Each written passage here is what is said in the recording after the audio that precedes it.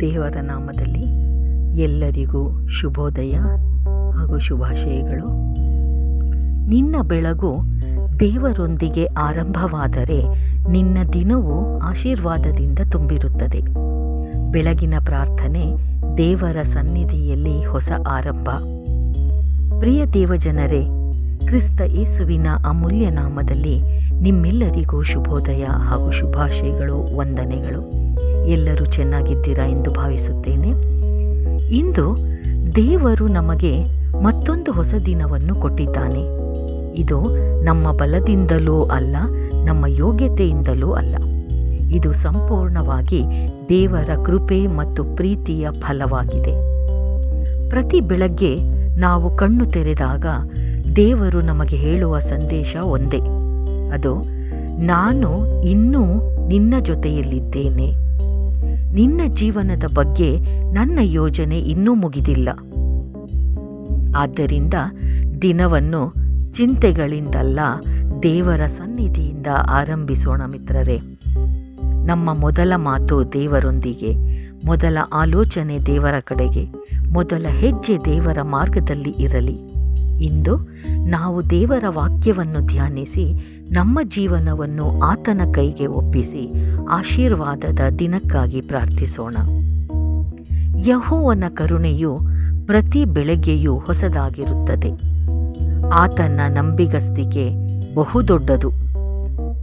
ಇದು ಪ್ರಲಾಪಗಳು 3:22-23 ಸಂದೇಶ ಅಥವಾ ವಚನ. ಈ ವಚನ ನಮಗೆ ಒಂದು ಮಹತ್ತರವಾದ ಸತ್ಯವನ್ನು ತಿಳಿಸುತ್ತದೆ. ಅದೇನೆಂದರೆ, ನಿನ್ನೆ ಮಾಡಿದ ತಪ್ಪುಗಳಿಗಿಂತ ದೇವರ ಕೃಪೆ ದೊಡ್ಡದು. ನಿನ್ನೆ ಅನುಭವಿಸಿದ ನೋವಿಗಿಂತ ದೇವರ ಪ್ರೀತಿ ದೊಡ್ಡದು. ನಿನ್ನೆ ಎದುರಿಸಿದ ಸೋಲಿಗಿಂತ ದೇವರ ಯೋಜನೆ ದೊಡ್ಡದು. ಪ್ರತಿ ಬೆಳಿಗ್ಗೆಯೂ ದೇವರು ನಮಗೆ ಹೊಸ ಆರಂಭವನ್ನು ಕೊಡುತ್ತಾನೆ. ಬೆಳಿಗ್ಗೆ ದೇವರನ್ನು ಹುಡುಕುವವನ ಜೀವನ ಆಶೀರ್ವಾದವಾಗುತ್ತದೆ. ಓ ದೇವರೇ, ಬೆಳಗ್ಗೆ ನನ್ನ ಧ್ವನಿಯನ್ನು ನೀನು ಕೇಳುವೆ. ಕೀರ್ತನೆ 5:3 ವಚನ. ದಾವೀದನು ಬೆಳಿಗ್ಗೆ ದೇವರನ್ನು ಹುಡುಕುತ್ತಿದ್ದನು. ನಾವು ದಿನವನ್ನು ಮೊಬೈಲ್ನಿಂದ ಆರಂಭಿಸುತ್ತೇವೆಯೇ ಅಥವಾ ದೇವರ ವಾಕ್ಯದಿಂದ ಆರಂಭಿಸುತ್ತೇವೆಯೇ? ಮೊದಲಿಗೆ ದೇವರನ್ನು ಹುಡುಕುವವರು ದಿನವಿಡೀ ದೇವರ ಮಾರ್ಗದರ್ಶನವನ್ನು ಅನುಭವಿಸುತ್ತಾರೆ. ಬೆಳಗಿನ ಪ್ರಾರ್ಥನೆ ದಿನದ ದಿಕ್ಕನ್ನು ಬದಲಾಯಿಸಬಲ್ಲದು.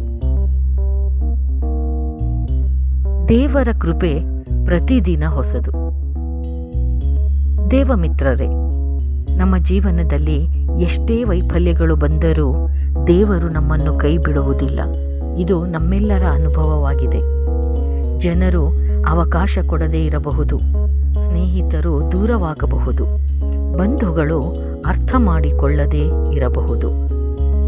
ಅರ್ಥ ಮಾಡಿಕೊಳ್ಳದೇ ಇರೋದು ಮಾತ್ರ ಅಲ್ಲ, ನಮ್ಮನ್ನು ಚುಚ್ಚುವಂತೆ ಮಾತನಾಡುವುದು ಮತ್ತು ನೋವಾಗುವಂತೆ ಕೆಲಸ ಕಾರ್ಯಗಳನ್ನು ಮಾಡುವುದು, ಇಂಥದನ್ನೆಲ್ಲ ಮಾಡ್ತಾ ಇರಬಹುದು. ಆದರೆ ದೇವರು ಎಂದಿಗೂ ಕೈ ಬಿಡುವುದಿಲ್ಲ. ಪ್ರತಿ ಬೆಳಿಗ್ಗೆಯೂ ಆತನು ಹೇಳುತ್ತಾನೆ, ಮತ್ತೆ ಆರಂಭಿಸು, ನಾನು ನಿನ್ನೊಂದಿಗಿದ್ದೇನೆ. ಚಿಂತೆಗಿಂತ ದೇವರ ಮೇಲೆ ಭರವಸೆ ಇಡಿ. ನಿನ್ನ ಪೂರ್ಣ ಹೃದಯದಿಂದ ಯೆಹೋವನನ್ನು ನಂಬು. ಜ್ಞಾನೋಕ್ತಿಗಳು 3:5-6 ವಚನ. ಇಂದು ಅನೇಕರು ಹಣಕ್ಕಾಗಿ ಚಿಂತಿಸುತ್ತಿದ್ದಾರೆ, ಉದ್ಯೋಗಕ್ಕಾಗಿ ಅಳುತ್ತಿದ್ದಾರೆ, ಕುಟುಂಬದ ಸಮಸ್ಯೆಗಳಿಂದ ಬಳಲುತ್ತಿದ್ದಾರೆ. ಆದರೆ ದೇವರು ಹೇಳುತ್ತಾನೆ, ನಿನ್ನ ಭಾರವನ್ನು ನನ್ನ ಮೇಲೆ ಹಾಕು. ದೇವರ ಕೈಯಲ್ಲಿ ಅಸಾಧ್ಯವೆಂಬುದೇ ಇಲ್ಲ. ಎಲ್ಲವೂ ಸಾಧ್ಯ ದೇವರ ಕೈಯಲ್ಲಿ. ಕೃತಜ್ಞತೆಯ ಮನಸ್ಸನ್ನು ಆಶೀರ್ವಾದವನ್ನು ಹೆಚ್ಚಿಸುತ್ತದೆ, ಅಥವಾ ನಮ್ಮಲ್ಲಿರುವ ಕೃತಜ್ಞತೆ ದೇವರ ಆಶೀರ್ವಾದ ಹೆಚ್ಚುವಂತೆ ಮಾಡುತ್ತದೆ. ಎಲ್ಲ ವಿಷಯಗಳಲ್ಲಿ ಕೃತಜ್ಞರಾಗಿರಿ. 1 ಥೆಸಲೋನಿಕದವರಿಗೆ 5:18 ವಚನ. ನಾವು ಇಲ್ಲದುದನ್ನು ಯೋಚಿಸುತ್ತೇವೆ, ಆದರೆ ದೇವರು ಕೊಟ್ಟಿರುವುದನ್ನು ಮರೆತು ಬಿಡುತ್ತೇವೆ. ಇಂದು ಬೆಳಗ್ಗೆ ಹೇಳೋಣ, ಕರ್ತನೇ ಧನ್ಯವಾದಗಳು, ನನ್ನ ಜೀವಕ್ಕಾಗಿ ಧನ್ಯವಾದ, ನನ್ನ ಕುಟುಂಬಕ್ಕಾಗಿ ಧನ್ಯವಾದ, ನನ್ನ ಜೊತೆ ಪ್ರಾರ್ಥಿಸುತ್ತಿರುವ ಈ ಎಲ್ಲ ದೇವಜನರಿಗಾಗಿ ಧನ್ಯವಾದಗಳು. ಅವರ ಕುಟುಂಬವನ್ನು ಅವರ ಹೃದಯಗಳನ್ನು ಸ್ಪರ್ಶಿಸು ದೇವರೇ. ನಮ್ಮೆಲ್ಲರ ಆರೋಗ್ಯಕ್ಕಾಗಿ ಧನ್ಯವಾದ, ನಮ್ಮ ರಕ್ಷಣೆಗಾಗಿ ಧನ್ಯವಾದ. ಕೃತಜ್ಞ ಹೃದಯದಲ್ಲಿ ಸಂತೋಷ ಬೆಳೆಯುತ್ತದೆ. ದೇವರ ಸನ್ನಿಧಿಯಲ್ಲಿ ದಿನವನ್ನು ಆರಂಭಿಸಿ. ಮೊದಲು ದೇವರ ರಾಜ್ಯವನ್ನು, ಆತನ ನೀತಿಯನ್ನು ಹುಡುಕಿರಿ. ಮತ್ತಾಯ 6:33 ದೇವರಿಗೆ ಮೊದಲ ಸ್ಥಾನ ಕೊಟ್ಟಾಗ ಉಳಿದ ಎಲ್ಲವನ್ನೂ ಆತನೇ ನೋಡಿಕೊಳ್ಳುತ್ತಾನೆ. ದೇವರನ್ನು ಮೊದಲಿಗೆ ಇಡುವ ಮನೆಗಳಲ್ಲಿ ಸಮಾಧಾನ ಇರುತ್ತದೆ. ದೇವರನ್ನು ಮೊದಲಿಗೆ ಇಡುವ ಹೃದಯಗಳಲ್ಲಿ ಭಯವೇ ಇರುವುದಿಲ್ಲ. ದೇವರನ್ನು ಮೊದಲಿಗೆ ಇಡುವ ಜೀವಗಳು ಅಥವಾ ಜೀವನಗಳು ಸಾಕ್ಷಿಯಾಗುತ್ತವೆ. ಹಾಗಾಗಿ ಇಂದಿನಿಂದ 3 ನಿರ್ಧಾರಗಳನ್ನು ಮಾಡೋಣ. ಪ್ರತಿದಿನ ಬೆಳಗ್ಗೆ ಕನಿಷ್ಠ 15 ನಿಮಿಷ ದೇವರೊಂದಿಗೆ ಕಳೆಯುತ್ತೇನೆ. ಪ್ರತಿದಿನ 1 ವಚನವನ್ನು ಓದುತ್ತೇನೆ. ದಿನವನ್ನು ಪ್ರಾರ್ಥನೆಯಿಂದ ಪ್ರಾರಂಭಿಸುತ್ತೇನೆ. ಈ 3 ಅಭ್ಯಾಸಗಳು ನಮ್ಮ ಜೀವನದಲ್ಲಿ ಆಳವಾದ ಬದಲಾವಣೆಗಳನ್ನು ತರಬಹುದು. ಆದ್ದರಿಂದ ಪ್ರಿಯರೇ, ಬೆಳಗಿನ ಸಮಯವು ದೇವರು ನಮಗೆ ಕೊಟ್ಟಿರುವ ಅಮೂಲ್ಯ ಉಡುಗೊರೆ. ಈ ದಿನವನ್ನು ಭಯದಿಂದಲ್ಲ, ವಿಶ್ವಾಸದಿಂದ ಆರಂಭಿಸೋಣ. ನೆನ್ನೆ ದಿನದ ಸೋಲುಗಳು ಇಂದಿನ ಭವಿಷ್ಯವನ್ನು ನಿರ್ಧರಿಸುವುದಿಲ್ಲ. ದೇವರ ಕೃಪೆ ಹೊಸದು, ದೇವರ ಕರುಣೆ ಹೊಸದು, ದೇವರ ಆಶೀರ್ವಾದ ಹೊಸದು. ಆದ್ದರಿಂದ ಈ ಹೊಸ ದಿನವನ್ನು ಸಂತೋಷದಿಂದ ಸ್ವೀಕರಿಸಿ. ದೇವರ ಕೈ ಹಿಡಿದು ಮುಂದೆ ಸಾಗಿರಿ. ಅವರು ನಿಮ್ಮನ್ನು ಎಂದಿಗೂ ಕೈಬಿಡುವುದಿಲ್ಲ. ಹಾಗಾಗಿ ದೇವಜನರೇ, ತಾವೆಲ್ಲರೂ ಕರಗಳನ್ನು ಜೋಡಿಸಿ ಯೇಸು ಕ್ರಿಸ್ತರಲ್ಲಿ ತದೇಕ ಚಿತ್ತದಿಂದ ನೋಡುತ್ತಾ, ಭಾರವಾದ ಹೃದಯದಿಂದ, ಕೃತಜ್ಞತೆಯಿಂದ ದೇವರಿಗೆ ಪ್ರಾರ್ಥನೆ ಮಾಡುವಲ್ಲಿ ನನ್ನೊಂದಿಗೆ ಕೈಜೋಡಿಸುವಿರಾ? ಪರಲೋಕದ ನಮ್ಮ ಪ್ರೀತಿಯ ತಂದೆಯೇ, ಈ ಹೊಸ ದಿನಕ್ಕಾಗಿ ನಿನಗೆ ಸ್ತೋತ್ರ ಸಲ್ಲಿಸುತ್ತೇವೆ. ನಮ್ಮನ್ನು ಸುರಕ್ಷಿತವಾಗಿ ಎಬ್ಬಿಸಿ ಮತ್ತೊಂದು ದಿನವನ್ನು ಕಾಣುವ ಅನುಗ್ರಹವನ್ನು ನೀಡೋದಕ್ಕಾಗಿ ನಿನಗೆ ಧನ್ಯವಾದಗಳು. ಇಂಥ ಒಂದು ಅಮೂಲ್ಯ ದಿನವನ್ನು ನಮಗೆ ಅನುಗ್ರಹಿಸಿದ್ದಕ್ಕಾಗಿ ನಿನಗೆ ಧನ್ಯವಾದಗಳು. ಕರ್ತನೇ, ಇಂದು ನಮ್ಮ ಆಲೋಚನೆಗಳು, ಮಾತುಗಳು ಮತ್ತು ಕಾರ್ಯಗಳು ನಿನಗೆ ಮೆಚ್ಚುಗೆಯಾಗುವಂತಿರಲಿ.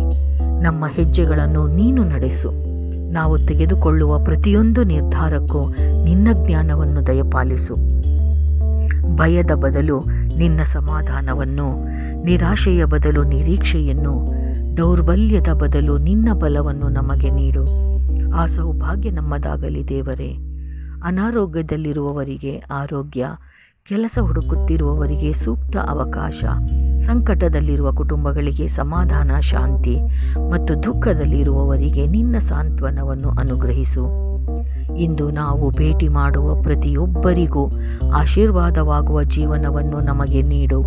ನಮ್ಮ ಮನೆಯನ್ನು, ಕುಟುಂಬವನ್ನು, ಸಭೆಯನ್ನು ಮತ್ತು ದೇಶವನ್ನು ನಿನ್ನ ಕೃಪೆಯಿಂದ ಕಾಪಾಡು. ಇಂದಿನ ದಿನವೆಲ್ಲ ನಿನ್ನ ಸನ್ನಿಧಿ ನಮ್ಮೊಂದಿಗಿರಲಿ. ನಾವು ಎಲ್ಲಿಗೆ ಹೋದರೂ ನಿನ್ನ ಬೆಳಕು ನಮ್ಮನ್ನು ನಡೆಸಲಿ. ಈ ಎಲ್ಲ ಪ್ರಾರ್ಥನೆಗಳನ್ನು ನಮ್ಮ ಕರ್ತನಾದ ಯೇಸು ಕ್ರಿಸ್ತರ ಅಮೂಲ್ಯ ನಾಮದಲ್ಲಿ ಬೇಡಿಕೊಳ್ಳುತ್ತೇವೆ. ಪಿತರ, ಸುತರ ಮತ್ತು ಪವಿತ್ರಾತ್ಮರ ನಾಮದಲ್ಲಿ. ಆಮೇನ್, ಆಮೇನ್.